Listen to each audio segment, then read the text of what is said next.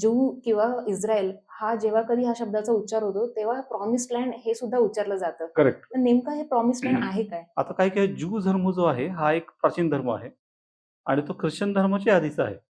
की तो हिब्रू भाषेमध्ये, हिब्रू ही त्यांची किंवा आजी इस्रायलची राष्ट्रभाषा आहे. या भाषेमध्येच ओल्ड टेस्टामेंट हा ग्रंथ रचला गेला. मोझेस हा एक प्रमुख, अब्राहमपासून हे आलेले सगळे हे आहेत. मोझेस हा एक प्रमुख मसीहा मानला जातो.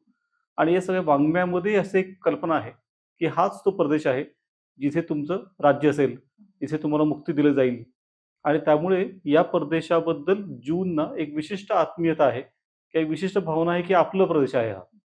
आणि त्यामुळेच इतर पर्याय दिले तरी त्यांना ते मान्य झाले नाही. आणि शतकानुशतके आस ठेवली की एके दिवशी आपल्या प्रदेशामध्ये परत जायचंच. ते जरी विखुरलं राहिले जगभर, अगदी भारतामध्येही होते, तरी सुद्धा त्यांची ती भावना जोडली गेली होती या प्रदेशाशी. एक प्रॉमिस होता ऐतिहासिक. आणि त्यामुळे मग शेवटी ते पूर्ण करण्यासाठी हा देश निर्माण झाला, असं त्यांचं म्हणणं असतं.